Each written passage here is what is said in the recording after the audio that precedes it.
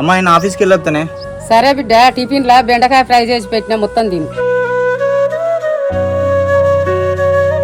Ready అయినా ఎటు పోతానవే నాన్న? ఈ మండపస్ కాడ పని పోయేస్తా. సరే నాన్న. నువ్వేంద్ర ఇంటికాడ ఎప్పుడు దూసుకుంటూనే ఉంటావు కదా. ఎవరి పనిలో వాళ్ళే ఉన్నారు కదా నాన్న. అరవింద్ గాడేమో వ్యవసాయం చేసుకుంటాడు, మహేష్ గాడు జాబు పోతాడు. నీ చదువు కూడా అయిపోయింది కదా, మరి నువ్వు కూడా ఏమైనా చూసుకుంటే మంచిగా ఉంటుంది కదా. నా కాలేజ్ దోస్తులు అందరూ హైదరాబాద్కి వెళ్ళినా, నేను కూడా అక్కడికి వెళ్ళి ఏదైనా జాబ్ చూసుకుంటే. వరంగల్ ఏదో చూసుకుంటాను కదా, మరి హైదరాబాద్కి ఎందుకు మళ్ళా? నాకు ఇక్కడ ఉండబుద్ధి అయితే లేదు నాన్న. నేను కూడా ఈ వారం రోజుల్లో హైదరాబాద్కి వెళ్తే. ఎన్ని కష్టాలు వచ్చినా మన ముగ్గురం కలిసి చూసినవారా, అదరా మన ఫ్రెండ్షిప్ అంటే. ఏమైనా చెల్లె కాలేజ్ పోలే? నా మనసేం బాగాలేదన్నా. చెల్లె అయిపోయింది, ఏదో అయిపోయింది. నువ్వు ఇట్లా బాధపడుకుంటూ కూర్చుంటే ఏమవుతుంది చెప్పు? ఏం జరిగినా అంత మన మంచిగా అనుకోవాలి. ఏమో అన్న, నాకు ఇన్ని రోజులు చేస్తుంటే ఏం అనిపించలే, కానీ ఇప్పుడు బాధ అనిపిస్తుంది అన్న. చెల్లె నీకు ఇంట్లో ఉంటే అన్ని గివ్వే ఆలోచనలు వస్తాయి. అట్లా బయటకు వెళ్ళి సిటీలో తిరగద్దా?